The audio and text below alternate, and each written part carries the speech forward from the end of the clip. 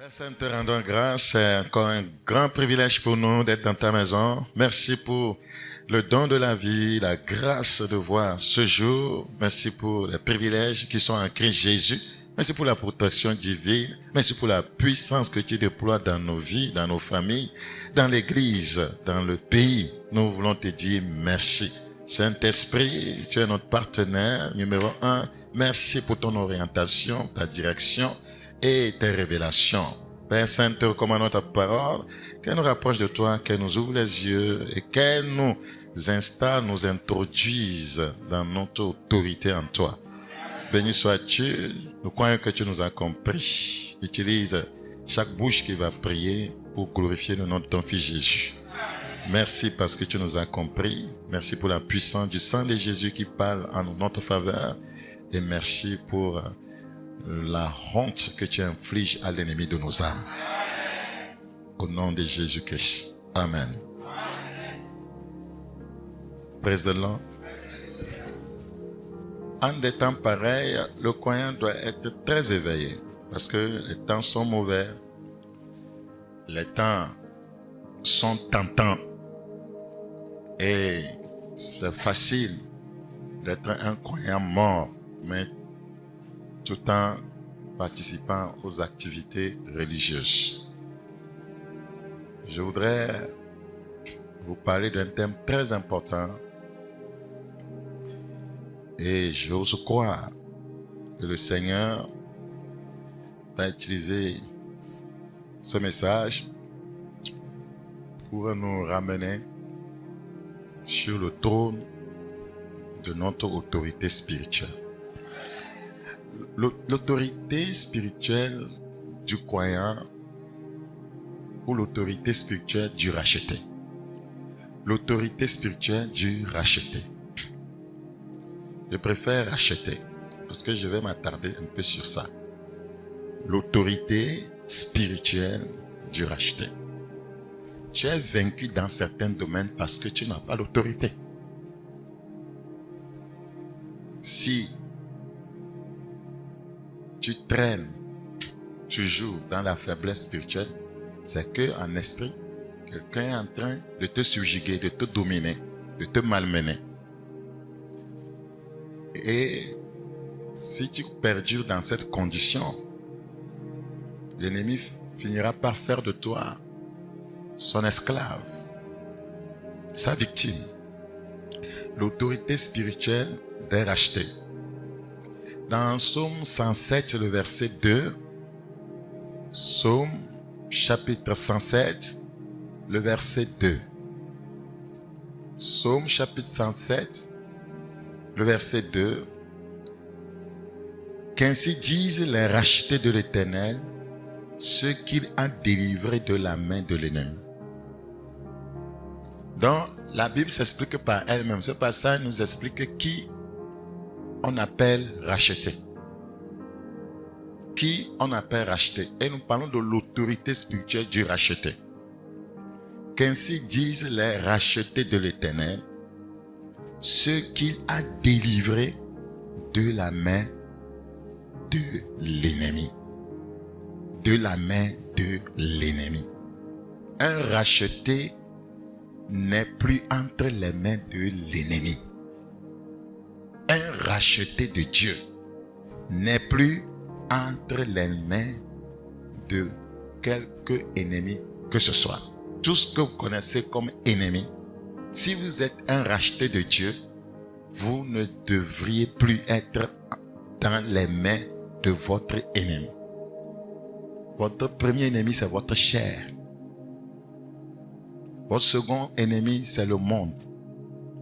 Votre troisième ennemi, c'est le diable. Si vous êtes réellement délivré, comme ce passage l'explique, et vous êtes devenu un racheté, l'ennemi ne doit plus avoir de l'emprise sur vous, sur votre vie, sur vos projets, sur votre caractère, sur vos comportements, sur votre vision, sur votre foyer, sur vos enfants. Dans Luc chapitre 1, le verset 114, Luc chapitre 1, le verset 114.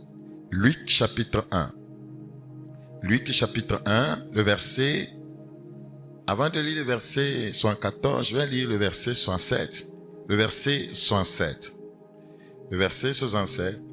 Zacharie, son père, fut rempli du Saint-Esprit et il prophétisa en ces mots.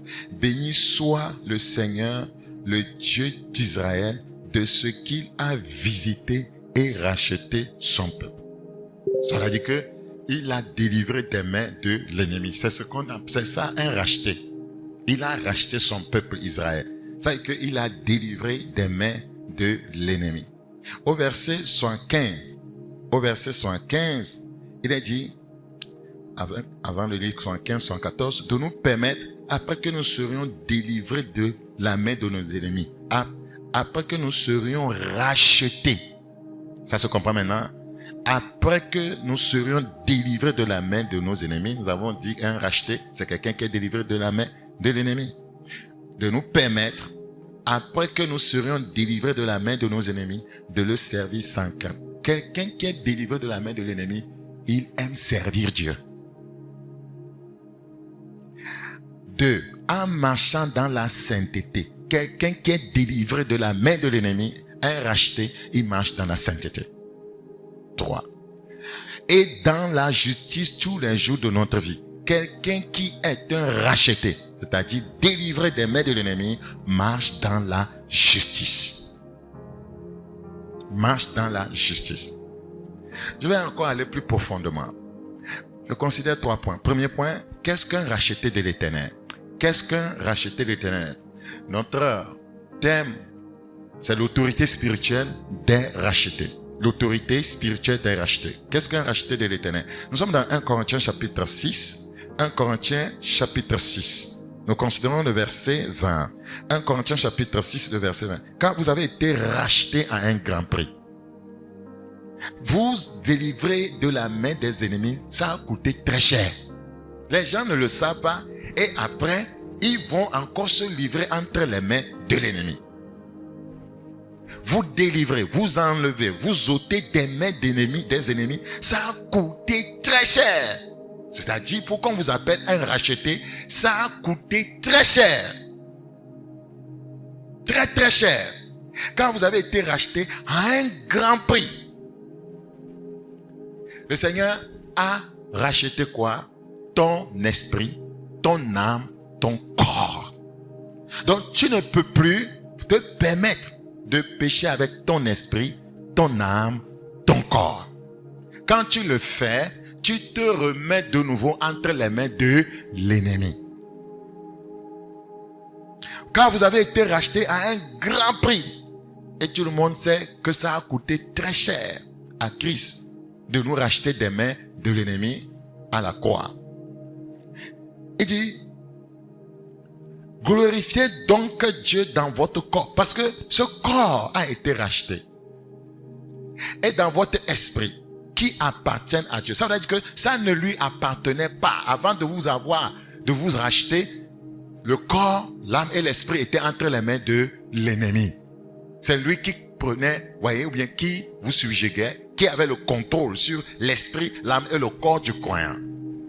Bon, une fois que, l'œuvre, voyez, de Christ à la croix nous a permis d'être rachetés, il dit, non, maintenant ne vous amusez plus avec ce corps, cet esprit, cette âme. Vous devez les utiliser pour glorifier le Seigneur. Si, par mon esprit, mon âme, mon corps, je ne glorifie pas le Seigneur, je retourne entre les mains de l'ennemi. Ça veut dire que je n'ai pas considéré ce grand prix que Christ a payé pour mon rachat, ma délivrance. Dans 1 Corinthiens chapitre 7, le verset 23, 1 Corinthiens chapitre 7, le verset 23. 1 Corinthiens chapitre 7, le verset 23. Vous avez été rachetés à un grand prix. La deuxième fois que nous voyons la même chose. À un grand prix. Donc les Écritures sont formées. Le rachat a coûté cher. Le rachat a coûté cher. Ton rachat a coûté cher. Ce que le Seigneur a payé avant qu'on t'appelle racheté. C'est-à-dire quelqu'un qui est délivré des mains de l'ennemi, quelqu'un qui est sauvé. Ça a coûté très cher. C'est pourquoi il dit, ne devenez pas esclaves des hommes. C'est-à-dire que le rachat nous délivre de quoi? De l'esclavage. de l'esclavage.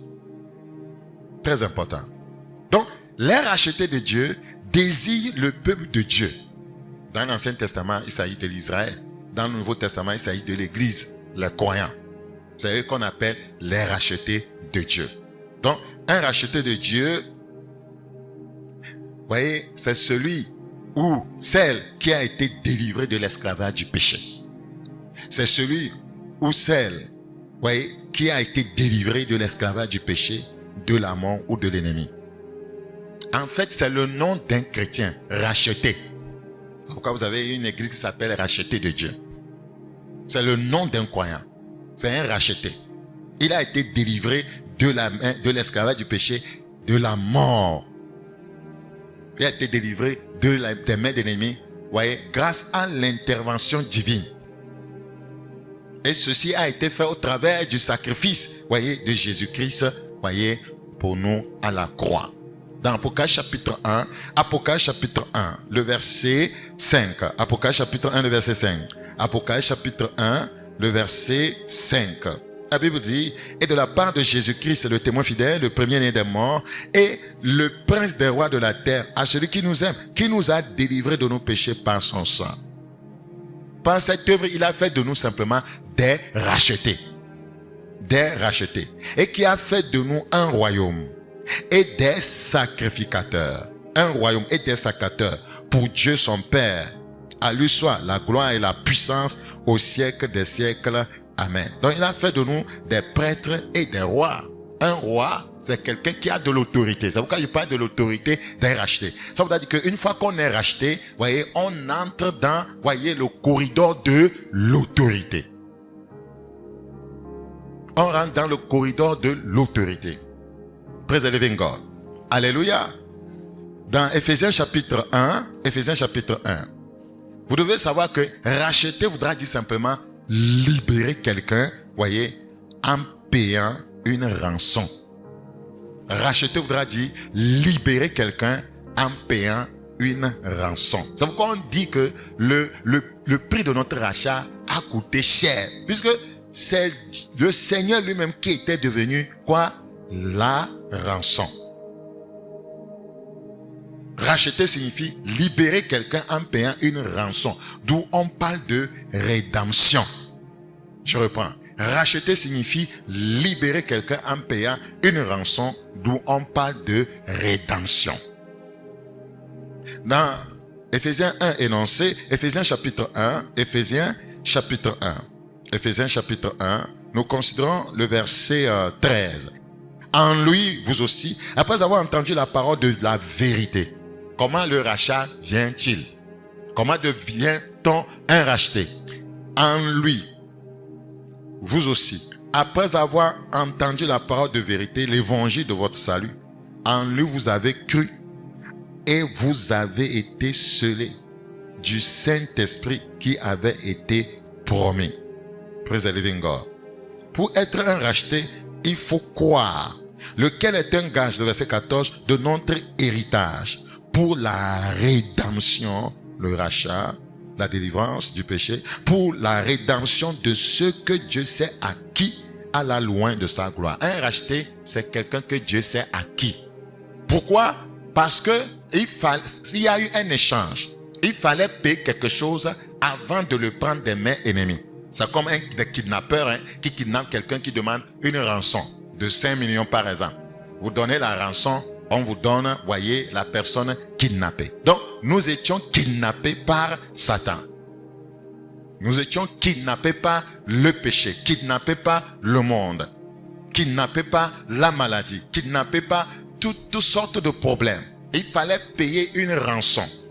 La rançon devait, voyez, nous faire libérer des mains des kidnappeurs. Le péché, kidnappeur. La maladie, un kidnappeur. Les malédictions, voyez, des kidnappeurs. Donc, il fallait payer la rançon. Donc, Jésus s'est payé.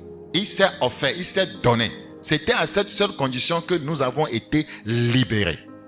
Donc, nous ne pouvons pas, voyez, maintenir cette délivrance, cette liberté, si nous ne suivons pas celui qui nous a libérés. Il sait, voyez, ce que nous sommes appelés à faire pour ne plus retomber dans les mains des kidnappeur spirituel. C'est pourquoi nous sommes appelés à l'écouter, à lui obéir, à lui faire allégeance. C'est très important. Praise the living God. Dans Ephésiens 1, toujours, Ephésiens chapitre 1, le verset 7. Ephésiens chapitre 1, le verset 7. En lui, nous avons la rédemption par son sang. Donc, la rédemption, la délivrance des mains de l'ennemi a été, effective, grâce au sang de la croix, au sang de Jésus, au sang versé. Donc, c'est pourquoi c'est un grand prix. Payer du sang, c'est un grand prix. C'est un grand prix. Si quelqu'un est malade, il a besoin du sang, si vous voulez aller payer une poche de sang, mais c'est de l'argent. Ça, c'est le sang des hommes. Qui a de la valeur. Et le sang d'un Dieu. C'est un grand prix. C'est un grand prix. Praise the living God. Alléluia. Je relis encore le verset 7. En lui, nous avons la rédemption par son sang. Ton rachat, ta délivrance des mains de l'ennemi a été effective, grâce au sang versé. En lui, nous avons la rédemption par son sang, la rémission des péchés. La rémission voudra dire le pardon. La rémission des péchés selon la richesse de sa grâce. Donc, nous sommes sauvés par grâce. C'est parce qu'il nous a fait grâce que nous sommes sauvés. Praise the living God. Dans Colossiens chapitre 1, le verset 14, Colossiens chapitre 1, le verset 14. Il est écrit, en qui nous avons la rédemption. En Jésus, nous avons la rédemption, le rachat. Nous avons la rédemption, une fois la rédemption, la rémission des péchés. C'est seulement en Jésus qu'on a la rédemption, et le pardon des péchés, la rémission des péchés. Praise the living God. Voilà un peu, ce que c'est qu'un racheté. C'est quelqu'un qui est délivré, de l'esclavage du péché, de la mort, de l'esclavage de l'ennemi. Il a été délivré des kidnappeurs spirituels grâce à la rançon que Christ Jésus a payé, à la croix. Il a payé de son sang, il a payé de sa vie. Donc, et une fois que, il est acté que vous êtes devenu un racheté, alors vous avez, le droit d'exercer l'autorité du racheté. Vous pouvez exercer l'autorité du racheté. Donc, celui qui n'est pas délivré du péché, de l'esclavage du péché, du monde, de Satan, des esprits, il ne peut pas exercer l'autorité. C'est le problème de croyants. Ils sont toujours dans le péché. Ils sont toujours dans les murmures. Ils sont toujours dans la colère, la haine. Vous ne pouvez pas manifester l'autorité. Je ne m'amuse pas, c'est du sérieux. Parce que si vous constatez, chacun fait des recherches dans son domaine. L'église est en train de mourir. Les croyants sont en train de mourir. Les pasteurs sont en train de mourir. On n'a plus autorité sur les petites choses. Petites choses, on est fâché. Petites choses, on regarde. Petites choses, je ne vais plus aller à l'église. Petites choses, on parle. Petites choses, on murmure. Ça veut dire que vous n'avez pas de l'autorité. Le royaume des cieux ne consiste pas en parole seulement, mais en puissance. Et puis ça ne nous inquiète pas. On vient à l'église. C'est comme on veut s'habituer aux activités religieuses. C'est très dangereux, frères et sœurs. C'est très dangereux. Parce que quand le Seigneur t'a délivré des mains de l'ennemi, il t'a racheté. Pour que tu ne retournes plus dans l'esclavage de l'ennemi, il te délègue quoi? L'autorité. C'est pourquoi je parle de l'autorité du racheté. L'autorité du racheté. Deuxième point, l'autorité du racheté. Nous venons d'expliquer au premier point ce que c'est qu'un racheté. Si tu es racheté, tu dois le savoir. Si tu es racheté, tu dois le savoir. Si tu ne l'es pas, ce deuxième point, va être difficile à vivre. Tu ne peux pas manifester l'autorité. Tu ne peux pas exercer l'autorité. Tu seras sous autorité. Le croyant ne doit pas être sous autorité. L'autorité du racheté. Deuxième point. Nous sommes dans Apocalypse chapitre 5, le verset 9. Apocalypse chapitre 5, le verset 9. Apocalypse chapitre 5, le verset 9. Apocalypse chapitre 5, le verset 9. Vous allez devoir m'écouter attentivement, s'il vous plaît. Apocalypse chapitre 5. Apocalypse chapitre 5. Apocalypse chapitre 5, le verset 9. Il est écrit au verset 9, d'Apocalypse chapitre 5, et il chantait un cantique nouveau en disant, tu es digne de prendre le livre et d'en ouvrir les sceaux, car tu as été immolé, tu as été sacrifié, et tu as racheté. Donc ton rachat vient de son sacrifice. Et tu as été racheté. Et tu as racheté plutôt pour Dieu par ton sang. Donc le rachat a été fait par le sang. C'est le prix qui a été payé. Car tu as été immolé, sacrifié. Et tu as racheté, par ce sacrifice, il a racheté. Pour Dieu. Nous sommes acquis pour Dieu. Par ton sang des hommes. Des hommes. Avant qu'on les appelle des rachetés, des saints, des enfants de Dieu, des chrétiens, des bien-aimés, c'était tout simplement des hommes. Des hommes de toute tribu, de toute langue, de tout peuple et de toute nation. Cette œuvre, voyez, Christ a accompli cette œuvre pour le monde entier. Maintenant, après qu'il les a rachetés, qui nous a rachetés, qui m'a racheté, tu as fait d'eux. Donc, l'autorité du racheté. Tu as fait d'eux. Nous sommes plus que sauvés, frère. Tu as fait d'eux. Parce que si nous laissons là, l'ennemi reviendra. S'il nous a rachetés simplement, l'ennemi reviendra. C'est la vérité. Il reviendra. Il va faire de nous encore des esclaves. Il faut qu'on fasse de nous, voyez, qu'on nous donne une certaine identité qui fait peur à l'ennemi. Qu'on nous donne une certaine identité qui fait que celui qui m'avait kidnappé, s'il revient, je peux avoir l'autorité sur lui. C'est pourquoi nous parlons de l'autorité du racheté. Il a fait d'eux. Il s'agit de ceux qui sont sauvés. Ceux qui ont été délivrés de leur péché par son sang. Il a fait d'eux un royaume. C'est-à-dire des rois et des sacrateurs, des prêtres, pour notre Dieu. Et ils régneront. Maintenant, ils ont quoi? L'autorité. Et quoi? Et ils régneront sur la terre. L'autorité du racheté. Et ils régneront. Vous devez avoir cette conscience que c'est ce qu'il a fait de vous. Vous ne pouvez pas vivre dans une réalité que vous ne comprenez pas. Je reprends. Vous ne pouvez pas vivre dans une réalité que vous ne comprenez pas. Praise the living God. Alléluia. Donc, l'autorité du racheté est domiciliée où? Je vais répondre à cette question. Maintenant, il a fait de nous des gens qui doivent régner. Nous régnons par quoi? Où est-ce que notre autorité est domiciliée? L'autorité du racheté est domiciliée sur sa langue.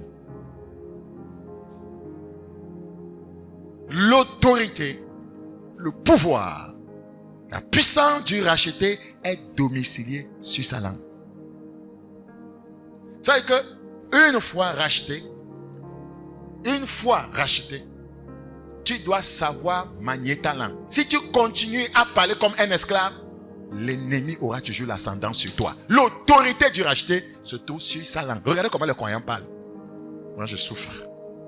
Est-ce que tu as été racheté de la souffrance, du kidnappeur appelé souffrance? Moi, je suis un colérique.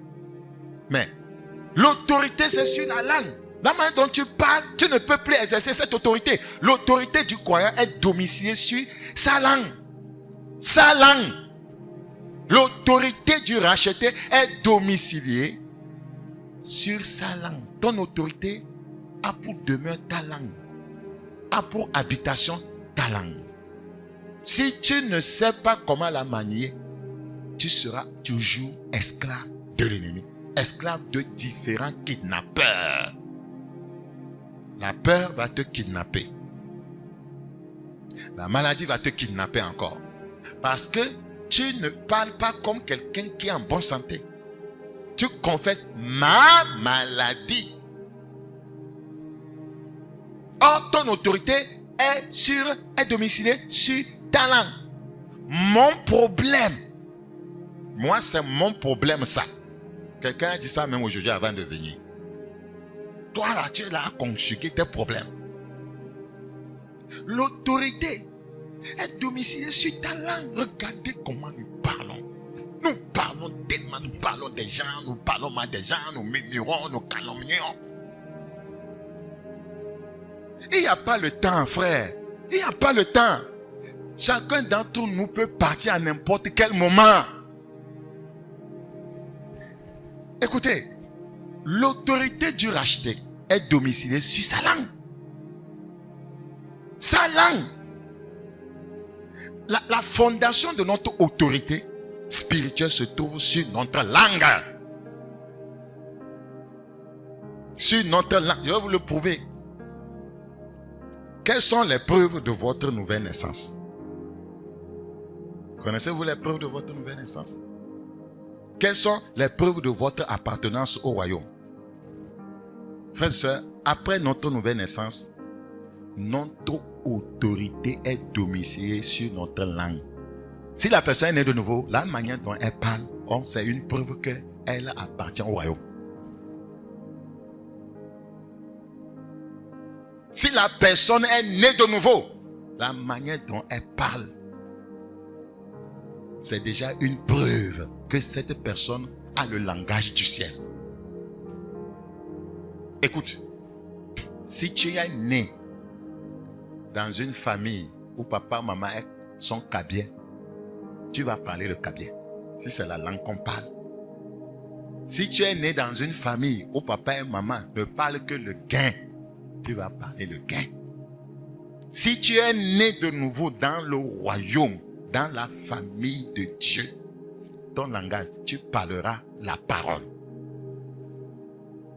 Ne nous trompons pas, tu parleras la parole. Notre autorité est domiciliée sur notre langue. Notre langue. Regardez ce que Jésus a dit dans Luc 21, le verset 15. Il ne s'agit pas de dire que moi je ne parle pas. Tu dois parler. Si tu ne parles pas, tu ne libéreras pas l'autorité aussi. Tu ne peux pas parler n'importe quoi, c'est juste ça. Luc 21, 15. Luc 21, le verset 15. La Bible dit au verset 15, quand je vous donnerai une bouche, je vous donnerai une bouche, ton autorité est domiciliée là-bas. Écoute-moi s'il te plaît. Quand on dit que nouvelle naissance, ce n'est pas seulement ton cœur qui vient de naître de nouveau. Tes yeux sont nés de nouveau. Ta bouche est née de nouveau. Tes mains sont nées de nouveau. Tes pieds sont nés de nouveau. Ton sexe est né de nouveau. C'est la vérité. Beaucoup ne le savent pas. Tes oreilles sont nées de nouveau. Et il domicile l'onction, la puissance sur tes lèvres, ta bouche. Il te donne ça. Il te rachète et il te donne une nouvelle bouche. Je vous donnerai une bouche et une sagesse à laquelle vos adversaires ne pourront résister ou contredire. C'est ça l'autorité. Quand on ne peut pas contredire quelqu'un, il a quoi? L'autorité. C'est ça l'autorité.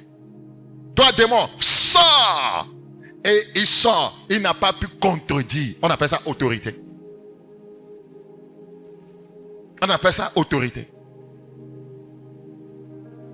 Nous avons du travail à faire. On doit arriver à un niveau où les sorciers de nos familles ne doivent plus nous contredire. Tu parles, c'est fini, ils déguerpillent.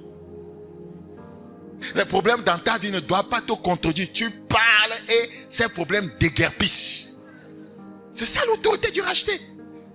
Vous ne pouvez pas manifester quelque chose si vous ne savez pas que vous l'avez. On ne manifeste pas ce qu'on n'a pas. Ou ce qu'on ne sait pas qu'on a. On ne manifeste pas ce qu'on ne sait pas qu'on a. Quand vous demandez à deux enfants, récitez-moi ma main. L'enfant qui ne sait pas ne va pas lever la main. L'enfant qui sait va commencer à lever la main. Parce que l'enfant veut manifester ce qu'il sait. Ma main, voici ma main. Elle a 5 doigts. En voici, pam. Praise the living God. Je vous donnerai une bouche. Depuis que tu es né de nouveau, as-tu déjà reçu cette bouche? tu as reçu cette bouche que Dieu donne. Oh, il faut aller prier là. Seigneur, tu as dit, tu me donneras une bouche. Alléluia. L'autorité du coin est domiciliée là-bas. Il dit, hein, et une sagesse à laquelle vos adversaires ne peuvent résister ou contredire. On appelle ça autorité. Quand le chef de l'État parle, personne ne contredit. C'est ce qu'on appelle autorité. C'est ce qu'on appelle autorité. Il faut qu'on arrive à ce niveau. Donc, l'autorité demeure sur la langue. Donc, la mauvaise utilisation de la langue a causé des dommages inimaginables à plusieurs croyants. La mauvaise ou bien le mauvais usage de la langue a causé beaucoup de dommages, des dommages inimaginables à plusieurs croyants. C'est la vérité. Des dommages sérieux. Malheureusement, ces croyants ignorent que l'origine de leur infortune, de leur malheur, vient de leur bouche, de leur langue. Frère, tu ne parles pas bien. Sœur, tu ne parles pas bien. Surtout les sœurs, vous ne parlez pas bien. Vous ne parlez pas bien. Et un passage des Écritures dit, il ne parle pas comme il devrait. Trouve-nous ça. Une vidéo de quoi? Un bébé qui se tourne, quoi? Un tondo blanc. Quel million est nema? Quel million est nema? C'est bon? Oui. Jérémie 8, le verset 6. Jérémie 8, verset 6. Je suis attentif et j'écoute. Il ne parle pas comme il devrait. Ah, c'est bon. Le Seigneur dit qu'il est attentif, qu'il écoute. Ouais, l'autorité qu'il a dominée sur ta langue là. Tu ne parles pas comme tu devrais. Tu ne parles pas, sœur, comme tu devrais. Tu ne parles pas comme tu devrais. Praise the living God. Changez ça là. Demandez la grâce là. Hein? À l'égard de tes responsables, tu ne parles pas comme tu devrais. À l'égard du pasteur, tu ne parles pas comme tu devrais. À l'égard de la femme du pasteur, tu ne parles pas comme tu devrais. Tu ne parles pas comme tu devrais. À l'égard de ton mari, tu ne parles pas comme tu devrais. À l'égard de ta femme, tu ne parles pas comme tu devrais. À l'égard de tes enfants, tu ne parles pas comme tu devrais.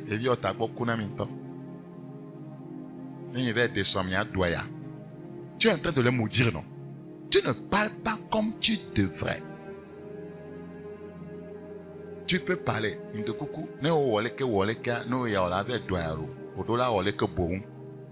Praise the living God. Il ne parle pas comme il devrait.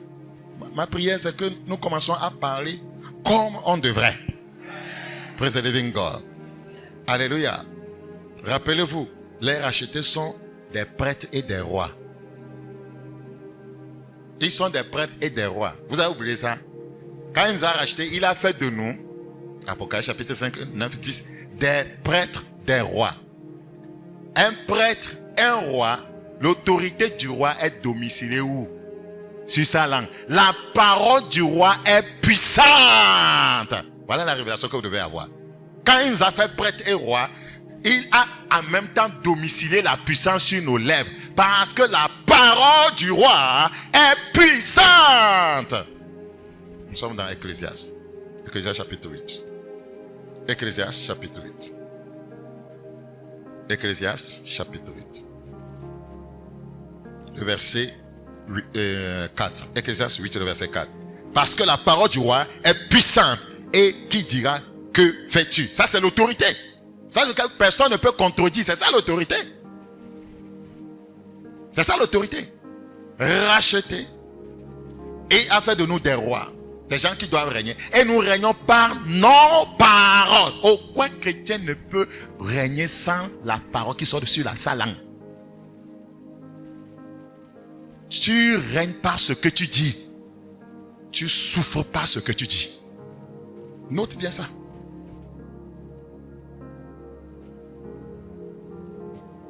Ces derniers temps, qu'est-ce que tu es en train de dire, voyez, sur ta propre vie? Qu'est-ce que tu es en train de dire sur l'église du Seigneur? Hein? Ce que tu es en train de dire. Parce que ce que tu dis est une semence. tu vas récolter ça. Tu vas récolter ça. Donc, le racheté, son autorité est domiciliée sur sa langue. Parce que c'est un roi. Et la parole du roi est puissante. Et on ne libère pas la parole sans usage de la langue.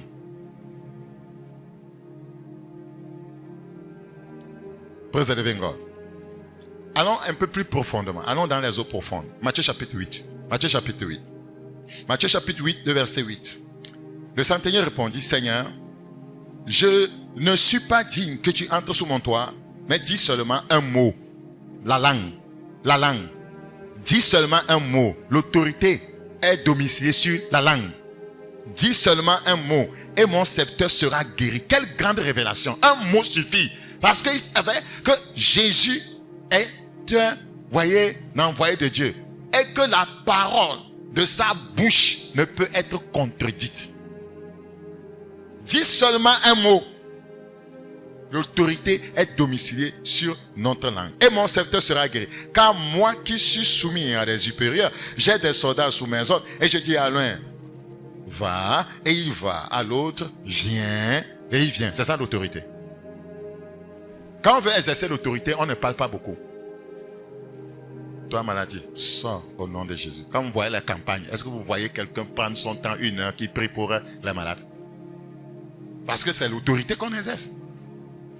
L'autorité, quand on prie, on veut exercer l'autorité au nom de Jésus. Sors au nom de Jésus. Quitte au nom de Jésus. C'est fait au nom de Jésus. C'est l'autorité. C'est différent de l'intercession. Il y a certains problèmes qu'on a, on doit exercer juste l'autorité. Mais nous prenons le temps d'intercession. Ah, oh papa, là. Hey, Jésus. On a oublié qu'on a des commandants. On a oublié que l'autorité est domiciliée sur notre langue.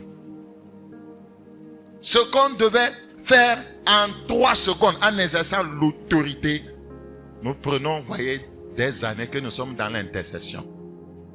Ce problème ne demande pas l'intercession. Ce problème demande l'exercice de l'autorité. Va. Et il va. Viens. Et il vient. C'est ce qu'on appelle l'autorité. C'est un commandement. Fais cela. Et il le fait. Et il le fait. C'est ça l'autorité. Toi, démon, sors de là. Perds ton pouvoir, Satan. Et il se coule. C'est l'autorité. Le gars continue à dire, la Bible continue plutôt. Après l'avoir entendu, Jésus a entendu ce que le gars a dit. Jésus fut dans l'étonnement et il dit à ceux qui le suivaient, je vous le dis en vérité, même en Israël, je n'ai pas trouvé une aussi grande foi. Or, je vous déclare que plusieurs viendront de l'Orient et de l'Occident et seront à table avec Abraham, Isaac et Jacob dans le royaume des cieux. Mais les fils du royaume seront jetés dans les ténèbres du dehors. Nous, ça les coin, parce que nous ne comprenons rien. Où il y aura des pleurs et des grincements dedans. Nous, à qui le royaume devrait appartenir. Par notre méconnaissance de la parole de Dieu, nous serons jetés dehors. Puis Jésus dit au centenier, va. Le Seigneur aussi va exercer l'autorité. Va. Qu'il te soit fait selon ta foi. Et à l'heure même, le serviteur fut guéri. Le serviteur fut guéri. Praise the living God. L'autorité spirituelle est domiciliée sur la langue. C'est la langue que Jésus a utilisée. Jésus est un exemple parfait de l'exercice de l'autorité. Quand nous considérons Jean chapitre 4, le verset 49, Jean chapitre 4, le verset 49, l'officier du roi lui dit, Seigneur, descends avant que mon enfant meure. Va, lui dit Jésus, ton fils vit. C'est fini, hein? La langue. La langue. Pourquoi? Même do hoseben komi le gbon e jonawa. Nyam kemi le gbon, nyam se mi lo pagaye. Un moyen de pemun le ou, be a exercer l'autorité ou, a dekwe. Moyen de pemun le wa so yo do amo. Sinon, on a sassi ou non, on a sapi tomba mi ou non. Ade, va, lui dit Jésus. C'est pourquoi quand le centurion dit, il dit à celui-là, va, viens. Jésus avait compris quelque chose. Parce que Jésus savait que ce monsieur, c'est quoi qu'on appelle autorité. Va, lui dit Jésus, ton fils vit. Jésus n'a pas dit, oh papa, au nom de Jésus, qu'il revienne à la vie. Juste, il vit. Yon nom d'Ogbera, au caquet. Même quoi non? Le pasteur dit, c'est réglé. Le Seigneur est au contrôle. On dit, miebom d'Ogbera chan. Miebom d'Ogbera chan. C'est le problème de Naaman. Je pensais que le prophète allait sortir. Agiter la main sur le lépreux. Lui-même s'appelle le lépreux. Il fera guérir les lépreux. Il me dit d'aller me jeter dans le Jourdain. Là où moi je viens là, est-ce qu'il n'y a pas les eaux là-bas? Il n'y a pas de papa, il n'y a pas la banane. Il a commencé à faire la géographie. Il a commencé à faire la géographie. À citer les fleuves, les affluents. Parce qu'il n'a pas cru à la parole qui est sortie de la bouche de l'homme de Dieu. L'autorité est domiciliée sur la langue. Verset 50. Va, lui dit Jésus, ton fils vit. Ton fils vit. Il n'a même pas prié. Il vit. Et cet homme crut. Il a cru à la parole. La Bible dit, cet homme crut à la parole que Jésus lui avait dit et il s'en alla. Comme déjà il descendait, ses serviteurs venant à sa rencontre lui apportèrent cette nouvelle.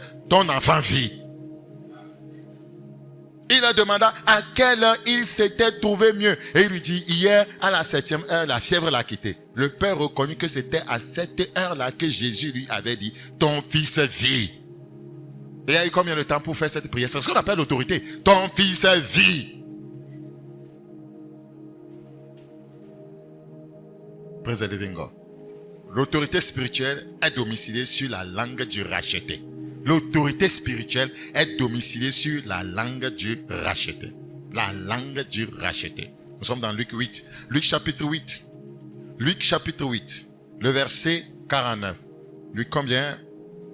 Luc chapitre 8, le verset 49. Luc chapitre 8, le verset 49. Il est écrit, comme il parlait encore, suivant de chez le chef de la synagogue, quelqu'un disant, ta fille est morte, n'importune pas le maître. Mais Jésus, ayant entendu cela, dit au chef de la synagogue, ne crains pas, crois seulement, et elle sera sauvée. Lorsqu'il fut arrivé à la maison, il ne permit à personne d'entrer avec lui, si ce n'est à Pierre, à Jean et à Jacques, et au père et à la mère de l'enfant. Il a dit simplement, ton fils est sauvé. Si tu crois, ton fils sera sauvé.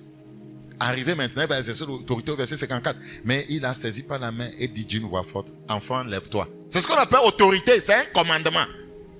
Et le racheté doit commander. Faisons comme il a fait. Et ayons foi en ça. Le racheté doit commander. Libérer des paroles de commandement. Praise the living God.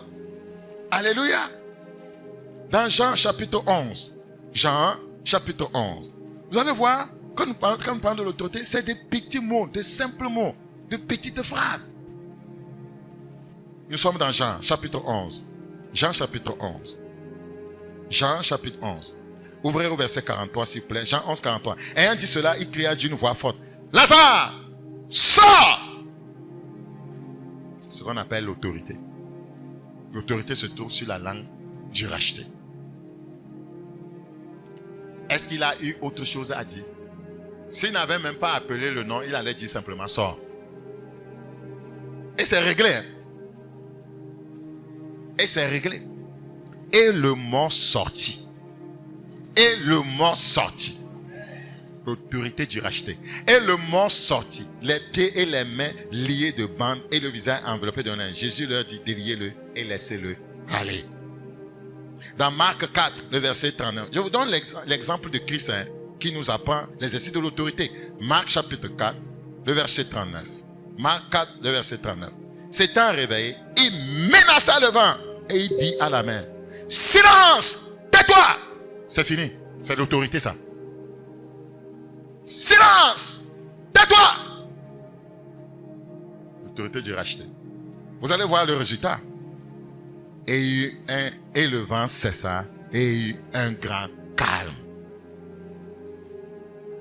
Ce n'est pas donné aux évangélistes, à ceux qui font des croisades, de venir exercer l'autorité. Au nom de Jésus, comment je commence? C'est pour tous les enfants de Dieu. Tu as des situations, tu as des problèmes. Si tu es réellement racheté, sache que ton autorité est domiciliée sur ta langue. Oma bondé ma va vers moi. Nem vers c'est le cas, va vers moi. Nous tu mets le son avec tant les bon yak bekbolo yak bekbolo. Waouh, va ne me dunaya. C'est ce que nous ne voulons pas comprendre.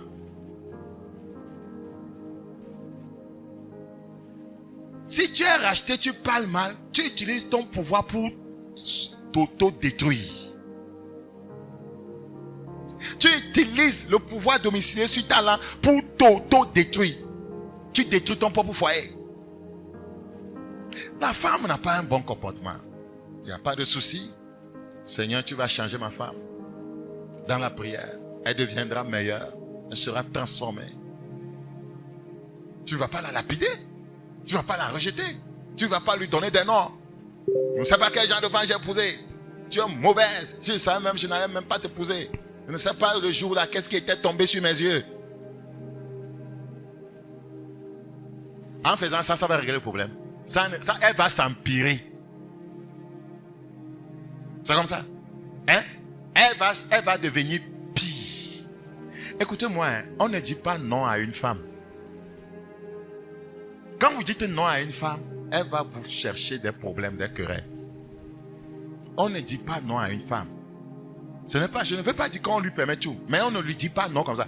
Non, non. Ouais, frère, nous avons fait expérience. Papa, achète-moi Ventilo. Yes, mais pas aujourd'hui. Tu as compris? Yes, mais amène-moi à Dubaï, pas de problème. Mais pris que j'ai l'argent. C'est ce que les femmes aiment. Quand tu dis en même temps, non, tu me mets l'argent dans ma... Tu te crées des problèmes au foyer. Hein. La femme n'aime pas qu'on lui dise non. Je veux du chocolat. Tu dis que tu n'as pas l'argent. Il n'y a pas de souci, chérie. Tu aimes même mon chocolat. Mais,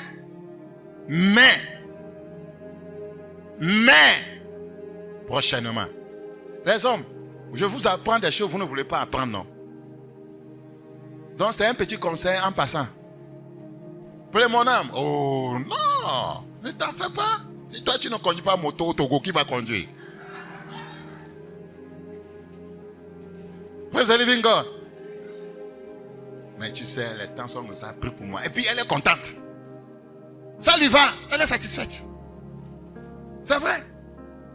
Tu peux éviter beaucoup de problèmes. Tu peux éviter beaucoup de problèmes inutiles. Des problèmes inutiles. Luc chapitre 4. Luc chapitre 4. Luc chapitre 4, le verset 35. Luc chapitre 4, le verset 35. Luc chapitre 4, le verset 35. Jésus le menaça disant, tais-toi et sors de cet homme. C'est ce que nous appelons l'autorité. Et le démon, c'est sur la langue. Et le démon le jeta au milieu de l'assemblée et sortit de lui sans lui faire aucun mal. Sans lui faire aucun mal. Praise the living God. Dans Marc chapitre 12, 2 plutôt s'il vous plaît. Marc chapitre 2, le verset 11. Marc chapitre 2, le verset 11. Je te l'ordonne, dit-il au paralytique. Lève-toi, prends ton lit et va dans ta maison. Et à l'instant, il se leva, prit son lit et sortit en présence de tout le monde, de sorte qu'ils étaient tous dans l'étonnement, en glorifiant Dieu, disant, nous n'avons jamais vu rien de pareil. C'est la langue. C'est la langue. Jésus n'a pas utilisé une poudre, un savon, une eau, une huile. Il parle. L'autorité est domiciliée sur la langue. L'autorité est domiciliée sur la langue. Il ne remettait pas quelque chose aux gens d'aller mettre sous leur coussin. Et nous, il y a nous sort d'aller sous de goméa. Bon, sinon la rue. Il ne leur remettait pas du sel. Nous devons nous en tenir à ce qu'on nous a laissé dans les Écritures. Ça suffira. Quand les gens veulent aller tellement au fond, c'est là-bas qu'ils deviennent autre chose. C'est vrai, il y a des choses spirituelles, le spiritisme, des choses mystiques. Mais ce qu'on nous a donné là, gardons ça. Ça va comme ça peut aller. Nos prédécesseurs ont utilisé ça, ils ont vaincu, ils sont partis au ciel. Ces choses dont les gens parlent peuvent avoir leur mystère. Ouais, mais ce qu'on nous a donné, gardons ça seulement. Ça suffit. Sinon on va se créer des problèmes. Jean chapitre 18, le verset 4. Jean chapitre 18, le verset 4. Jésus, sachant tout ce qui devait lui arriver, s'avança et il leur dit, regardez, il a posé juste une question. Qui cherchez-vous? Il lui répondit, les gens ont répondu, Jésus de Nazareth. Jésus leur dit, c'est moi. Et Judas, qui le livrait, était avec eux. Lorsque Jésus eut dit, c'est moi, ils reculèrent et tombèrent par terre. L'autorité. Comme ils avaient de mauvaises intentions, ils ont été renversés. C'est ce que tu es. C'est ce que nous sommes en esprit. A-t-il parlé beaucoup? C'est moi. Ils ont reculé. Ils sont tombés. Quand l'enfant de Dieu présente son identité, l'ennemi tremble. C'est pourquoi il ne faut pas avoir une identité frelatée. Il ne faut pas avoir une identité frelatée. Il faut être sûr que tu es un véritable racheté. Un véritable racheté. C'est très important. Donc, beaucoup d'entre nous, c'est seulement les jours de culte que nous parlons bien quand on vient à l'église. À la maison, au service, au marché, on reprend un langage anti-scripturel. Non. Lundi jusqu'à dimanche, chaque minute, chaque seconde, le croyant doit être, voyez, très vigilant par rapport à ce qui sort de sa bouche. C'est la vérité. C'est la vérité. Quand le voleur là avait volé la moto de la sœur Delphine, quand elle était venue chez moi pour faire une veille avec ma femme, et que moi je n'avais pas pu, voyez, le frapper correctement. Ne me dis pas que j'étais en train de pécher. Un voleur, on doit le frapper. Parce que si c'est lui qui te trouve, il va te tuer. Ma femme est autre, elle criait de l'intérieur de la maison parce qu'elle ne pouvait pas sortir. C'était dangereux. On a entendu, elle a crié seulement Maoula Dogo, le maudit. Cette parole, vous avez pensé que c'est amusement? C'était inspiré. Le gars est parti tomber avec la moto. Blah! Il s'est levé, il a pris la tangente avec ses pieds. Et c'était fini. Ce que nous disons de nos bouches, si c'est un cœur sincère, c'est pourquoi je vous ai dit, on prie avec un cœur sincère. Si ça sort du cœur, ce n'est pas des lèvres.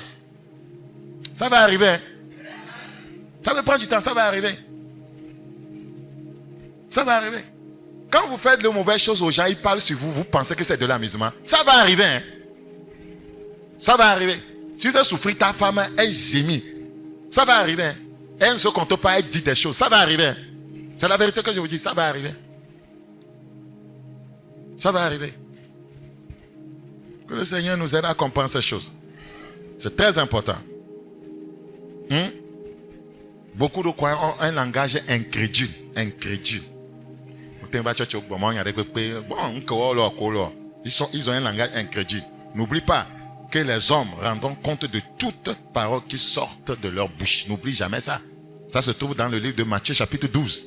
Matthieu chapitre 12. Matthieu chapitre 12, le verset 36. Matthieu chapitre 12, le verset 36. Matthieu 12, 36. Je vous le dis, au jour du jugement, les hommes rendront compte de toutes paroles vaines qu'ils auront proférées. Car par tes paroles, tu seras justifié, par tes paroles, tu seras condamné. Fais attention. Fais attention. Les paroles sont recueillies par les anges. Et on les utilisera pour nous juger. Nous, bidjanya ke otona lo nous maintenant. Non, maintenant on to pobe obidje dibibi mi on le bidji kwa bonwe. Azim posé. Hein? Il faut être conscient de ce qu'on cherche. La Bible nous a dit dans Proverbe 18, 21, si je ne me trompe pas, la mort et la vie sont au pouvoir de la langue. Donc, l'autorité est domiciliée sur la langue. Sont au pouvoir de la langue. Donc, notre vie est définie par ce que nous disons. Je reprends. Notre vie est définie par ce que nous disons. Ce que nous avons pu réaliser dans le ministère, c'est ce que nous avons dit. C'est ce que nous sommes en train de dire que nous voyons. Vous demandez à Lambert, chaque fois on est en contact, c'est ce que nous disons. Avant qu'on essaye, on a vu ça. C'est ce que nous disons. Prochainement, c'est ça, on va faire. Et on le voit. Prochainement, c'est ça. C'est-à-dire que notre vie est définie par ce que nous disons. Ce que nous disons. Tu veux avoir un véhicule, tu le dis, tu vas l'avoir. Tu veux avoir un terrain, tu as l'habitude de le dire. Tu vas voir que tu veux voir, dis ça. Ne dis pas le contraire. Parce que tu as un problème, il y a un défi, et puis tu es fâché, tu dis le contraire. Et tu connais.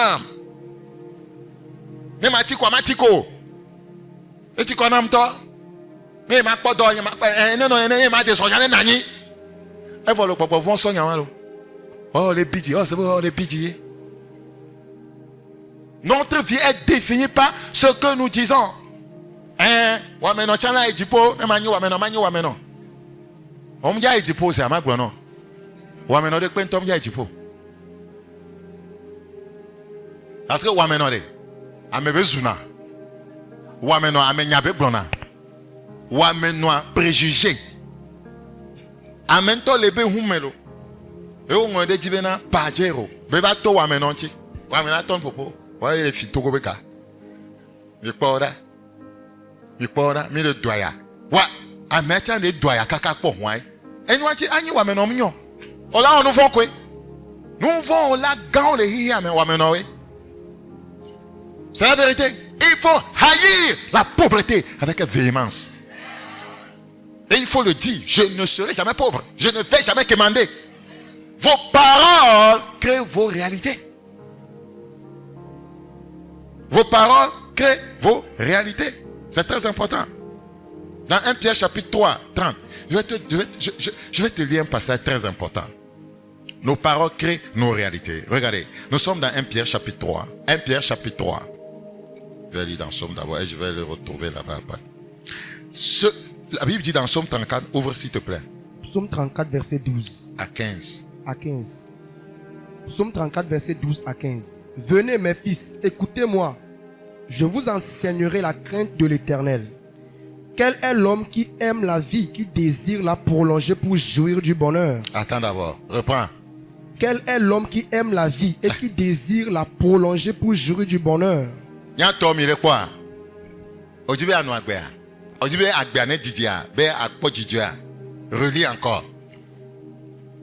Quel est l'homme qui aime la vie? Quel est l'homme qui aime la vie? Qui désire la prolonger? Qui désire prolonger cette vie? Pour jouir du bonheur. Pour jouir du bonheur. La réponse vient. Préserve ta langue du mal. Préserve ta langue du mal. Notre vie est définie par ce que nous disons. Préserve ta langue du mal. Et quoi? Et tes lèvres? Et tes lèvres des paroles trompeuses. Et tes lèvres des paroles trompeuses. Éloigne-toi du mal et fais le bien. Recherche et poursuis la paix. Regardez, tu vas jouir, voyez, du bonheur sur la terre. Les Écritures ne mentent pas. Les Écritures ne font pas quoi? Les Écritures ne mentent pas. Donc, notre vie est définie, voyez, par ce que nous disons. N'oublie pas ça. Je veux que tu écrives ça. Notre vie est définie par ce que nous disons. Par ce que nous disons. Par ce que nous disons. Si vous avez bien compris, alors changez de disque. Il faut changer quoi? Il faut changer de disque. Dis à un frère, change de disque. Il faut changer de disque. Nous devons changer de disque. Il faut changer de disque. Et tu vas voir que les choses vont commencer à marcher pour toi. Telle est ma prière pour chacun d'entre nous. Celui qui sait comment utiliser sa langue verra des jours heureux dans sa vie. Celui qui sait comment utiliser sa langue verra des jours heureux dans sa vie. Avant d'évoluer et de vous dire, de vous donner les solutions, comme on l'a déjà dit, on finit toujours par les solutions. Retournons dans 1 Pierre que j'avais énoncé. 1 Pierre chapitre 3, le verset 10. 1 Pierre chapitre 3, le verset 10. Vous êtes à la page? Ouvrez tous. Si quelqu'un en effet veut aimer la vie et voir des jours heureux, vous voulez voir des jours heureux. Il y a un tel on nous les jours malheureux, il y a un tel va, un commis les bons, il va pour naku, va journal dit. Si quelqu'un en effet veut aimer la vie et voir des jours heureux, qui préserve sa langue du mal et ses lèvres des paroles trompeuses, qui s'éloigne du mal et fasse le bien, qui recherche la paix et la poursuive. C'est très simple là. Prenez Dieu au mot quoi. Prenez les Écritures. Pratiquez les Écritures. Alignez-vous sur la parole de Dieu. Donc Jésus exerçait son autorité au travers de sa langue. Jésus exerçait son autorité au travers de sa langue. Et les Écritures nous enseignent de prendre son exemple. La Bible dit qu'il nous a laissé un exemple afin que nous suivions cette trace dans 1 Pierre chapitre 2, le verset 21. Ouais, Jésus est notre exemple. Donc suivons l'exemple de Christ, voyez, et nous allons exercer l'autorité. Maintenant, voici le secret pour exercer l'autorité. Troisième point. Troisième point. Premier point, nous avons expliqué ce que c'est qu'un racheté. Troisième point, nous avons vu l'autorité du racheté. Une fois que tu es racheté, on t'a fait roi. Et la parole du roi est puissante. Donc, le roi exerce la langue. Tu crois à ça simplement. Il va dire que mi magique bendeo. Tu pratiques simplement. Maintenant, ce qui va faire que quand tu vas parler, ça va arriver, c'est ce que je vais te dire ça. D'accord? Et nous, que là, nous glonyadia, au Sénat. Nous glonyadia, situation au Sénat. Nous glonyadia, voyez, non, mais au Sénat, on va tourner, yemdia, bon, non, 3. Le troisième point, je l'ai intitulé comme ça. Être sous autorité pour exercer l'autorité. Mawa nyana nuntolo. Mawa. Être sous autorité pour exercer l'autorité. Quiconque n'est pas sous autorité ne pourra jamais exercer l'autorité. Jacques 4, 7. C'est le secret. Jacques chapitre 4. Jacques chapitre 4, le verset 7. Il est écrit: soumettez-vous donc à Dieu. C'est être sous son autorité. Résistez au diable et il fuira loin de vous. Il faut être sous autorité pour exercer l'autorité. Il faut être sous autorité pour exercer l'autorité. Vous n'êtes pas sous l'autorité de Jésus, votre Seigneur. Vous parlez, ça ne donnera rien. Parce que vos paroles ne peuvent rien faire. Quand vous parlez, c'est lui qui agit. Mais comme vous n'êtes pas sous son autorité, quand vous parlez, il n'agit pas. Il faut être sous autorité pour exercer l'autorité. Il faut être sous autorité croyant pour exercer l'autorité. Migbe maounya, migbe enseignement, migbe conseil, migbe mimabou pasteur, wane migbe mileto bara. Au nom de Jésus, je commande. Tu n'es pas sous autorité. Ndekbe mdiajo. Adogbe kaka veto melak bleno. Seuls ceux qui sont sous autorité exercent l'autorité. Seuls ceux qui sont sous autorité exercent l'autorité. Seuls ceux qui sont sous autorité exercent l'autorité. N'oubliez jamais ça. Les frères, les pasteurs, si vous tenez ça,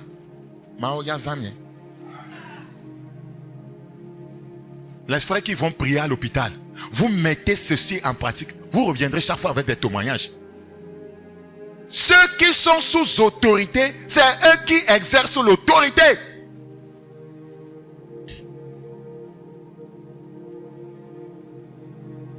Dans Matthieu chapitre 8, retournons. Matthieu chapitre 8, le centenier. Matthieu chapitre 8, le verset 9. Matthieu 8, le verset 9. Car moi qui suis soumis à des supérieurs, à quel moment il exerce son autorité? C'est quand lui-même il est soumis. C'est pourquoi Jésus à apprécier cet homme-là. C'est comme ça l'autorité marche dans le royaume. Ola bobona mere kengo ola tenzante.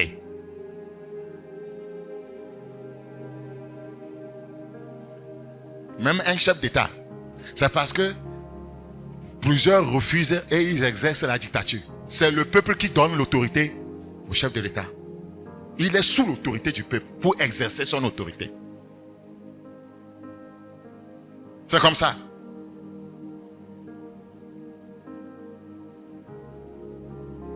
Si tu ne fais pas ce pourquoi on t'a donné l'autorité, ceux qui t'ont donné l'autorité se plaignent et ils veulent te dégager. C'est Jésus qui nous donne l'autorité. Si on ne se soumet pas à lui, il va nous dégager. Il ne va pas amener nos paroles, voyez, à donner des résultats.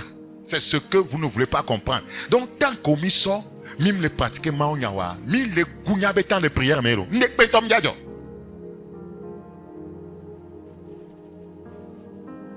Ne pétom yadjo. Ce que ce monsieur est en train de dire ici, car moi qui suis soumis à des supérieurs, j'ai des soldats sous mes ordres. Lui-même a des supérieurs. Et je dis à l'un, va, et il va. Pourquoi ils sont en train d'exécuter? Parce qu'ils savent que lui aussi, il a quoi? Un supérieur. À l'autre, viens, et il vient. À mon serviteur, fais cela, et il le fait. Si je commande à un démon, le démon sortira une fois qu'il voit en esprit que je suis soumis à Jésus.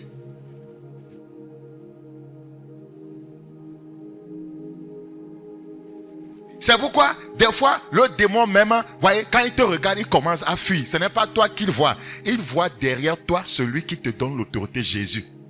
Jésus ne sera pas derrière ceux qui ne pratiquent pas sa parole. C'est là qu'on échoue. Tu n'es pas sous autorité.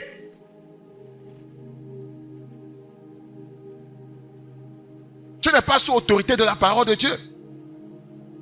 Seuls les croyants qui sont sous l'autorité peuvent exercer l'autorité. Un exemple, les fils de Séva. Ils n'étaient pas sous l'autorité de Jésus. Ils n'étaient pas sous l'autorité de la parole de Dieu. Ils ont voulu exercer l'autorité. Ils ont voulu commander.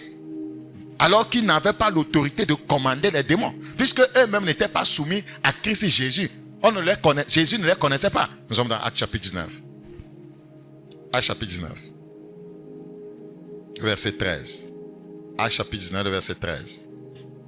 Quelques exorcistes juifs ambulants essayaient d'invoquer sur ceux qui avaient des esprits malins le nom du Seigneur Jésus en disant, je vous conjure par Jésus que Paul prêche. Ceux qui faisaient cela étaient 7 fils de Séva, juifs, loin des principaux sacrificateurs. L'esprit malin leur répondit, je connais Jésus et je sais qui est Paul. Paul est sous autorité. Mais vous, qui êtes-vous? Et l'homme dans lequel était l'esprit malin s'élança sur eux, se rendit maître de tous d'eux et les maltraita de telle sorte qu'ils s'enfuient de cette maison nus et blessés. Chaque fois que tu pries, tu combats, alors que tu n'es pas sous l'autorité de Jésus, ton problème s'aggrave. Chaque fois que tu pries contre les esprits, alors que toi-même tu n'es pas sous l'autorité de Jésus, ton problème s'aggrave parce que quoi? Ces esprits vont te malmener. Et moi, les simples voix, dans 1 Corinthiens chapitre 9, le verset 21.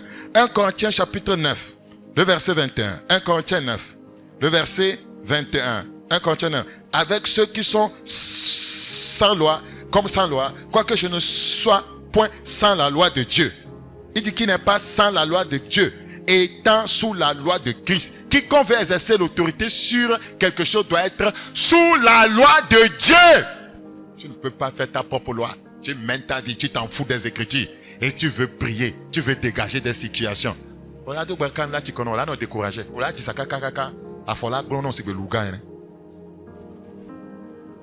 Tu perds ton temps.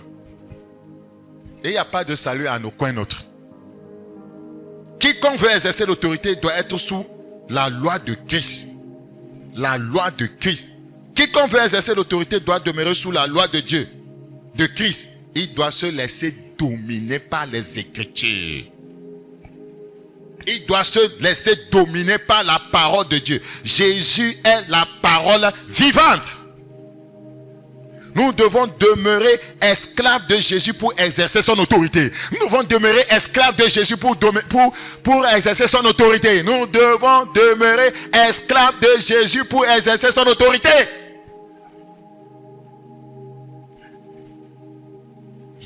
frères et sœurs, nous disons et déclarons beaucoup de choses qui n'arrivent pas, car elles ne s'accompliront que dans la vie de ceux qui sont sous autorité. Les paroles que tu dis là, pour les voir s'accomplir, c'est que tu es sous autorité.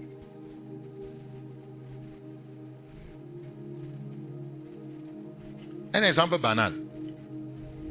Ma femme est sous mon autorité. Normalement, si elle dit quelque chose à mon nom, le pasteur a dit de faire ça, on doit le faire. Si tu es sous l'autorité de Jésus, quand tu dis à Satan qu'au nom de Jésus, Jésus dit que, voyez, tout en forgé comme moi sera sans effet. Il obéit. Tu parles en quel nom? Au nom de Jésus. Es-tu soumis à Jésus? C'est le problème. Jésus dit ne mens pas, tu mens. Jésus dit ne calomnie pas, tu calomnies. Jésus dit ne mets pas en colère, tu te mets en colère. Et tu viens commander en son nom. Tu n'es pas sous son autorité. Jésus dit aime ta femme, tu ne l'aimes pas. Respecte-la, tu ne la respectes pas. Et tu viens commander, tu n'es pas sous son autorité. Jésus dit pardonne, tu ne pardonnes pas. Et tu viens commander des problèmes. Tu n'es pas sous l'autorité de Jésus, ça ne marchera pas. Jésus dit oublie les offenses. Voyez, il faut, voyez, travailler sur la communion fraternelle. Tu te mets à l'écart et tu viens parler au nom de Jésus. Ça ne marchera pas. Vous n'êtes pas sous l'autorité. Et vous voulez exercer l'autorité. Vous voulez exercer l'autorité sur votre femme. Or, vous n'êtes pas sous autorité. Si vous êtes sous autorité, vous allez exercer l'autorité sur votre femme selon les Écritures. Et selon les Écritures, on n'exerce pas l'autorité sur sa femme en l'insultant, en la maltraitant, en la faisant pleurer, en refusant de compter son avis. Tu fais ce que tu veux. Tu ne veux pas qu'elle dise un mot. Tu n'es pas sous autorité. Parce que tu ne fais pas ce que les Écritures disent de faire. Tu es sous ton propre autorité. Tes prières ne donneront rien. Tu vas devenir charnel. Tu vas autograder. Et nous, les simples là. Ou bien, pasteur Rufin, c'est pas simple. Même dans la vie commune, tu veux exercer l'autorité, tu dois être sous autorité.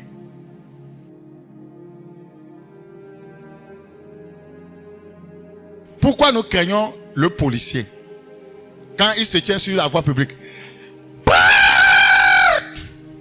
Un policier gringalé qui est comme il n'a pas mangé, ça fait 5 jours.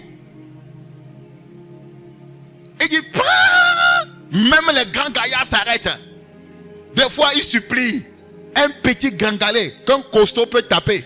C'est parce que nous savons que derrière lui, il y a quelque chose. Il y a une autorité derrière lui. S'il fait le rapport, comment on y garome? C'est pourquoi on le craint. Tu peux être costaud n'importe comment. Un petit policier, il peut avoir la taille, vous voyez de Amos. La flatté. Il dit, tu es géant costaud. Arrête-toi, donne-moi la clé. Tu peux être costaud n'importe comment. Tu lui donnes. Tu commences à supplier. Pourquoi? Ce n'est pas lui que tu vois. Il représente une autorité. L'État. C'est ce que Satan voit, il nous craint. Quiconque représente Dieu, Jésus, il est sous la parole. C'est comme ça, ça marche. C'est pourquoi nos prières échouent. C'est pourquoi nos prières ne donnent rien. Nous disons beaucoup de choses, mais ça n'arrive pas. Ceux qui sont soumis à la volonté de Dieu exercent son autorité. Je reprends. Ceux qui sont soumis à la volonté de Dieu exercent son autorité. Quand vous lisez Matthieu 26, 39 à 42, Jésus était soumis à la volonté du Père. Il dit, toutefois pas ma volonté, mais la tienne. Ceux qui sont soumis à la volonté de Dieu exercent son autorité. Philippiens 2, le verset 8. Philippiens chapitre 2, le verset 8. Philippiens 2, le verset 8. Philippiens 2, le verset 8. Regardez la soumission de Christ. Christ était soumis au Père. Il s'est humilié lui-même. Philippiens 2, le verset 8. Il s'est humilié lui-même, se rendant obéissant jusqu'à la mort, même jusqu'à la mort de la croix. C'est pourquoi aussi Dieu l'a souverainement élevé et lui a donné le nom qui est au-dessus de tout nom, afin qu'au nom de Jésus, tout genou fléchisse dans les cieux, sur la terre et sous la terre, et que toute langue confesse que Jésus-Christ est Seigneur à la gloire de Dieu le Père. Il était sous autorité, il exerçait l'autorité. Il était sous autorité, il exerçait l'autorité. C'est pourquoi, les Écritures vont continuer pour nous dire, quelqu'un qui est sous autorité, hein, il est caractérisé par ceci. Regardez le verset 14. Faites toutes choses sans murmure ni hésitation. C'est dans cette lignée, hein, c'est dans ce sens par rapport à l'humilité de Jésus, à sa soumission au Père. Voyez, et le fait qu'il manifestait l'autorité parce qu'il était soumis, qu'on nous dit aussi, si nous voulons manifester la même autorité, faites toutes choses sans murmure ni hésitation. On nous appelle à, l'humilité. Nous lisons ce passage sans savoir que ça émane de là. Le fait de se soumettre, d'être humble. Jésus ne pouvait rien faire s'il ne le voyait, il ne voyait pas le Père le faire. Tu ne peux rien faire à l'égard de ton leader si les Écritures n'ont pas dit de faire ça. À l'égard de ta femme, si les Écritures n'ont pas dit de faire ça. À l'égard de ton mari, si les Écritures n'ont pas dit de faire ça. Si tu fais ça, tu n'es pas sous l'autorité. Tu fais quelque chose qui n'est pas dans les Écritures, tu n'es pas sous l'autorité. C'est où on t'a dit de renvoyer ta femme. C'est où on t'a dit ça. C'est où on t'a dit de commander ton mari. Si tu fais ça, tu n'es pas sous l'autorité. Si tu es sous l'autorité des Écritures, quand tu as un challenge, tu as des problèmes. Maman et papa sont sous l'autorité des Écritures, ils se tiennent la main. In the name of Christ Jesus. Ils commandent les défis dans le foyer. Vous allez voir. Les nuages, vont se dissiper. C'est tout le secret. Pour commander l'autorité, il faut être sous autorité. Ce n'est pas magie que Jésus dit, sors! Et ça se passe. Il est sous l'autorité d'abord. Parce que celui qui est derrière lui, c'est lui qui fait les œuvres.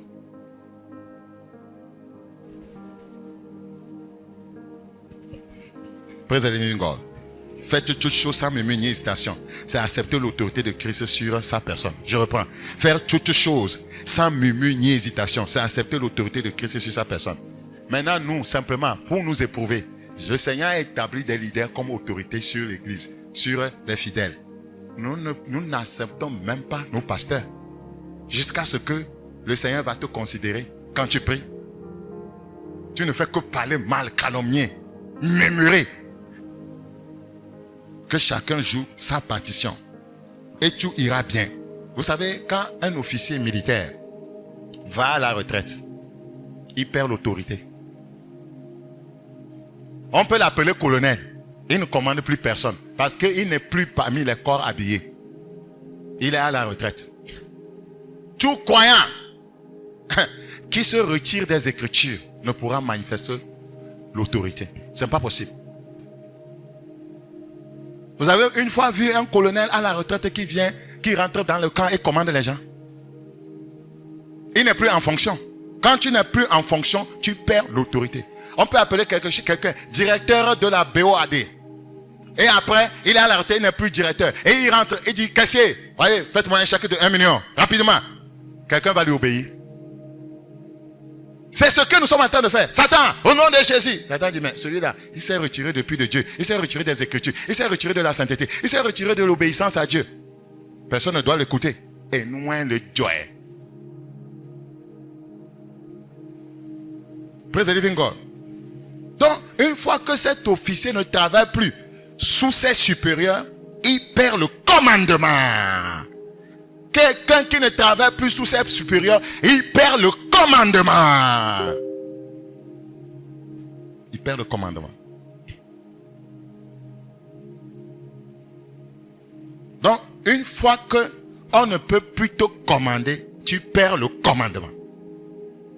Une fois que Jésus ne peut plus te commander, la parole de Dieu ne peut plus te commander, tu perds toi-même le commandement. Une fois qu'on ne peut plus te commander, tu perds le commandement.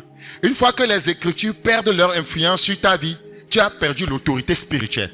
Une fois que les Écritures perdent leur influence sur ta vie, tu perds l'autorité spirituelle. Tu perds l'autorité spirituelle. Une fois que tu refuses l'autorité des Écritures, tu perds toute autorité spirituelle.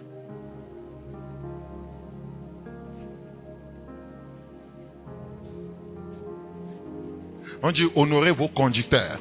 Ouais, tu refuses d'honorer tes responsables, tes leaders. C'est la Bible qui dit, c'est l'écriture. Tu ne le fais pas, tu n'auras aucune autorité sur Satan. Parce que toi-même, tu n'es pas sous l'autorité des Écritures.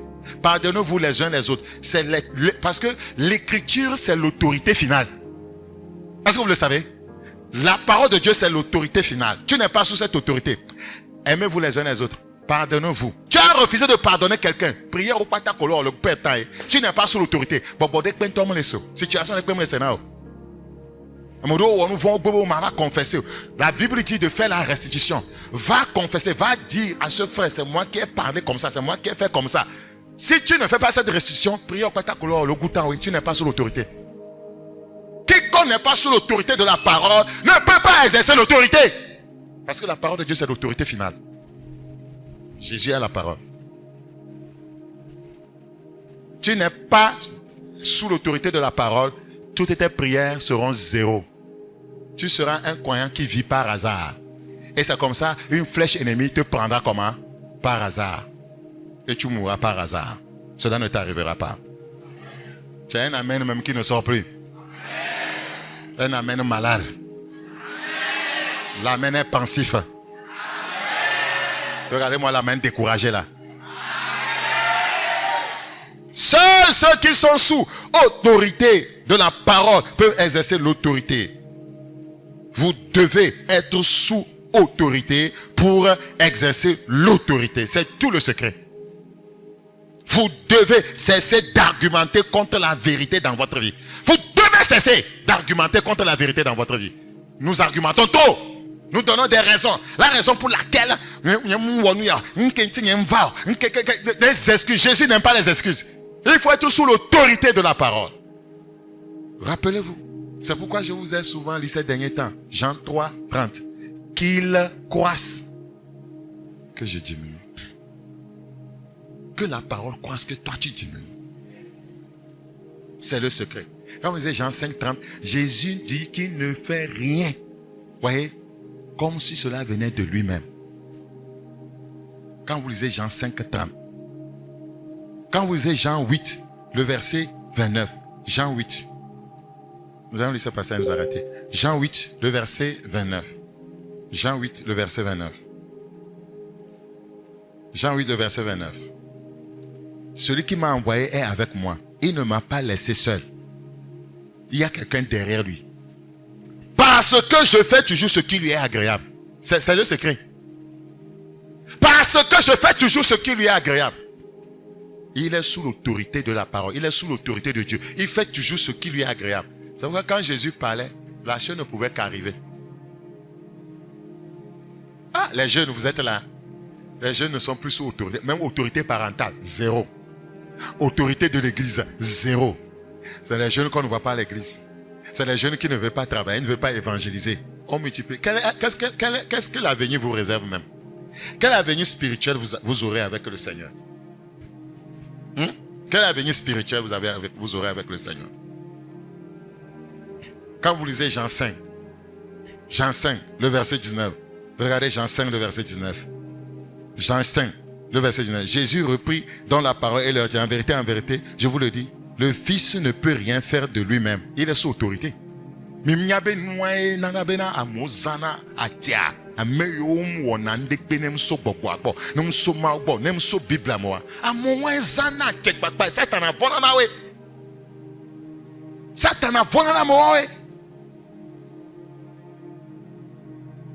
Ce n'est pas réservé à quelques croyants, c'est pour nous tous. Ce n'est pas réservé à quelques croyants. Soyez dans les Écritures là. La Bible, ce n'est pas mon grand-père qui a écrit ça. Oui, Jésus reprit dans la parole et leur dit, en vérité, je vous le dis, le Fils ne peut rien faire de lui-même. Il ne fait que ce qu'il voit faire au Père. C'est le Seigneur qui t'a montré à parler mal déjà. À maltraiter ta femme. À être insoumise à ton mari. C'est ce que tu as vu chez le Père. C'est ce que toi tu vois chez le Père que tu fais ça. C'est ce que tu as vu dans les Écritures que tu fais ça. Mais nous devons répondre à cette question.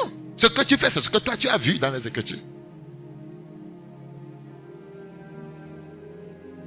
Jésus opérait parfaitement sous l'autorité de son Père. Il opérait comment? Parfaitement. L'avant-dernier passage biblique. Nous sommes dans 1 Corinthiens 15, 27. 1 Corinthiens chapitre 15. 1 Corinthiens chapitre 15, le verset 27. 1 Corinthiens 15, 27.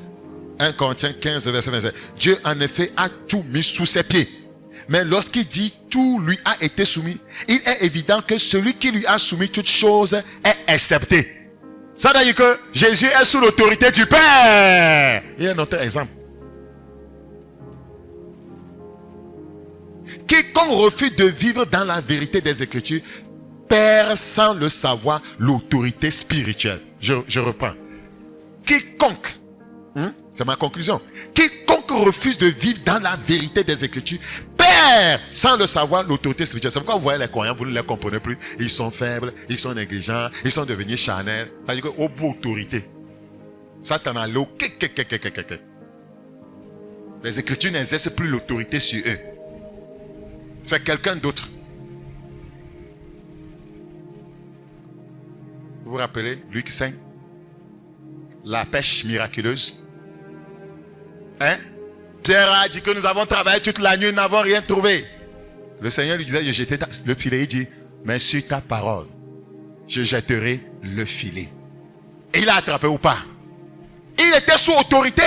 Ils vont attraper beaucoup de poissons. Fais les choses sur sa parole. Et tu verras des résultats. Fais des choses sur sa parole. Fais des choses comme c'est écrit dans les Écritures. Fais des choses comme on te les a enseignées. Tu dis, Seigneur, ta parole dit ceci. Je me soumets à cette parole. Et je m'insurge contre l'ennemi. Tant que tu ne te soumets pas à la parole. Et tu veux combattre l'ennemi. Tu vas échouer. Lève-toi pour la prière. Il faut parler au Seigneur. L'autorité du racheté. Seigneur, rachète-moi. Est-ce que quelqu'un peut faire cette prière? Seigneur, délivre-moi des mains de mes ennemis. Tu es en train de faiblir, frère. Tu es en train de faiblir. Tu ne t'intéresses plus aux choses de Dieu. Tu ne lis plus ta Bible. Tu ne pries plus. Tu es absorbé par ton travail.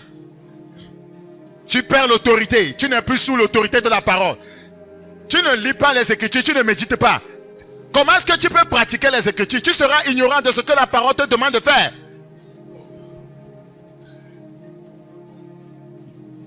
Seigneur, s'il te plaît, délivre-moi de mes péchés par ton sang. Frère, il s'agit de toi et de ton Dieu. Ce n'est pas moi, Bakoya Yas, non. Moi, je ne peux pas te restaurer. Ton Dieu peut revenir à toi. Ton Dieu peut marcher encore de nouveau avec toi. Ton Dieu peut te repositionner. Parle à ton Dieu. Délivre-moi de mes péchés par ton sang. Délivre-moi de mes péchés par ton sang. Fais de moi un racheté. Rachète-moi de mes péchés. Rachète-moi de cette manque de maîtrise de soi. Rachète-moi de cette colère. La colère m'a kidnappé. La colère, la haine m'a kidnappé. Le manque de pardon m'a kidnappé. Seigneur, rachète-moi. Est-ce que quelqu'un est en train de prier? Est-ce que quelqu'un prie de tout son cœur? Rachète-moi de ces kidnappeurs spirituels. Fais de moi un racheté de Dieu. Fais de moi un racheté de Dieu, Seigneur. Tu vas commencer à voir des choses dans ta vie. Si tu as compris le secret, tu n'auras plus peur de prier pour les gens. Parce que tu sais que tu es sous autorité de Dieu. Tu sais que tu es sous l'autorité de la parole. Au nom de Jésus, nous allons prier. Voici la dernière quête. Tu vas demander au Père. Père, à partir de ce soir, je me mets sous l'autorité des Écritures. Je me mets sous ton autorité. Et je me mets sous l'autorité du leadership. Et là, elle va commencer à prier. Et là, elle va commencer à prier. Et là, elle va commencer à prier. Seigneur, aide-moi à être sous l'autorité de ta parole.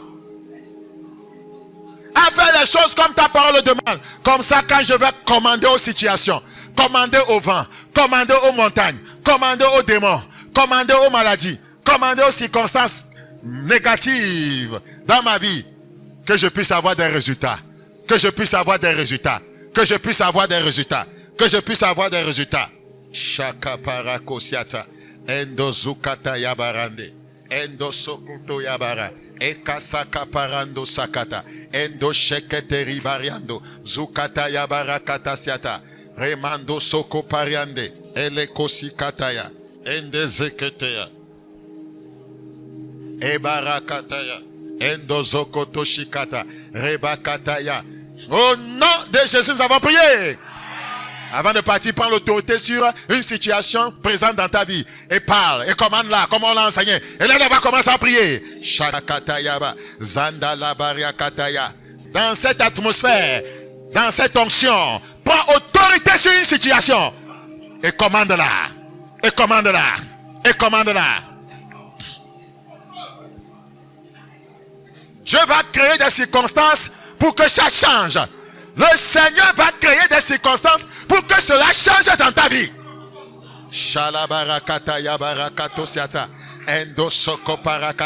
L'autorité du racheté. Dis à ce problème, je suis racheté de Dieu. Je suis délivré par son sang. Je prends autorité sur toi.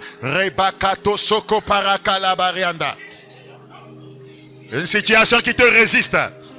Shalabarando soko parakataya. Rekata, ne doute pas. Ne doute pas de ce que tu es en Jésus-Christ. Ne doute pas.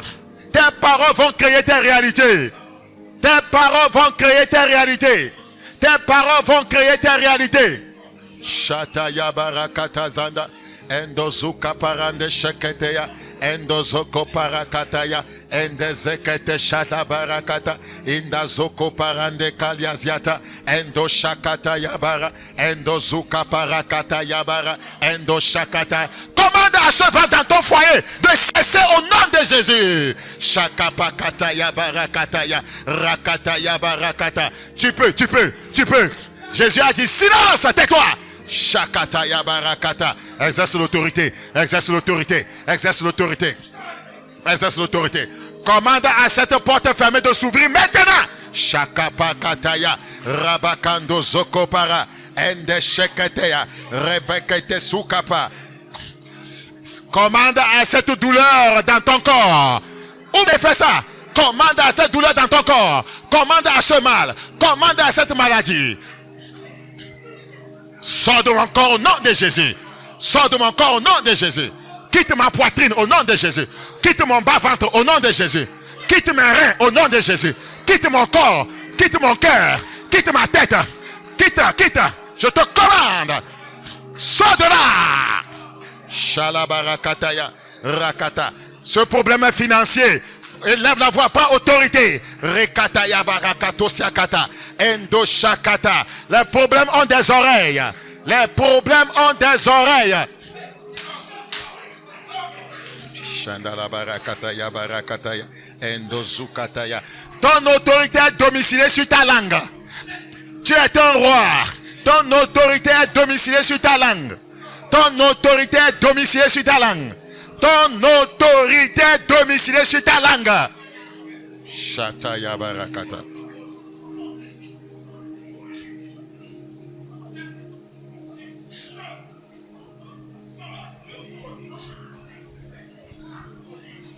Au nom de Jésus, nous avons prié. Lève la main. Père, nous te rendons grâce ce soir. Merci pour ta parole. La révélation de ta parole est claire et donne l'intelligence au simple. Je prie ce soir que ceux qui n'ont pas expérimenté le rachat, Seigneur, que ton sang les délivre maintenant. Que les chaînes des habitudes du péché soient brisées maintenant. Soient déchaînées de façon spectaculaire. Que cette habitude mauvaise te quitte miraculeusement. Que ce comportement te quitte miraculeusement. Que ce lien soit brisé immédiatement. In the name of Jesus. Tu es délivré des chaînes du péché. Tu es délivré des mauvaises habitudes.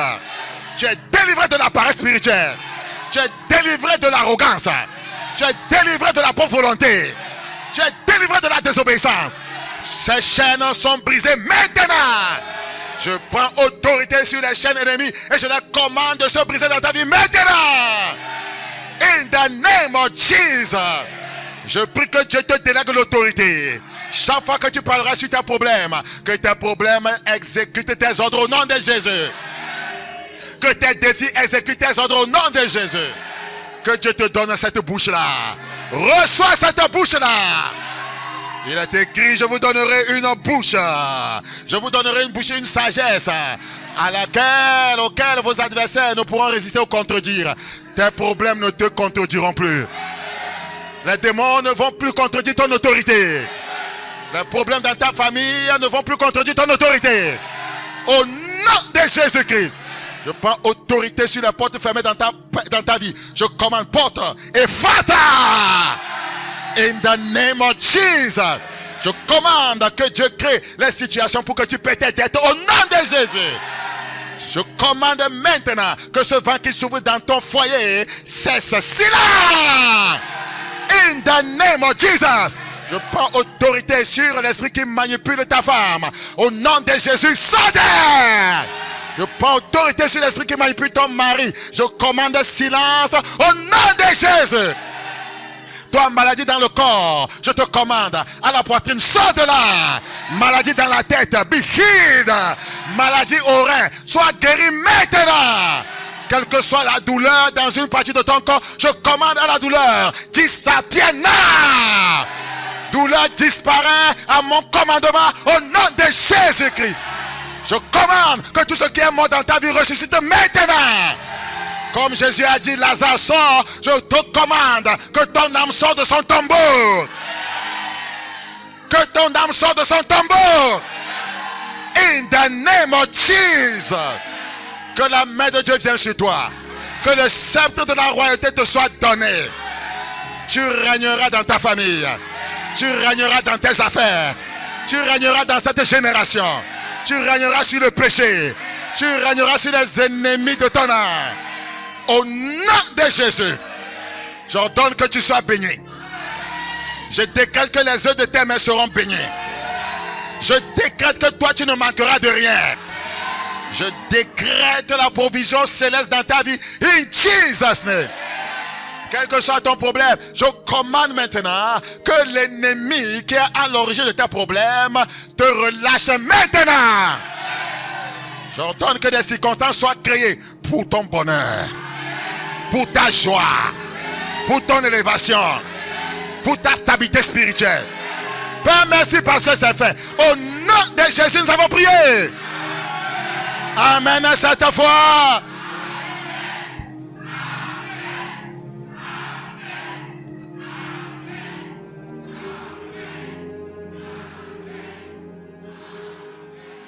C'est fait.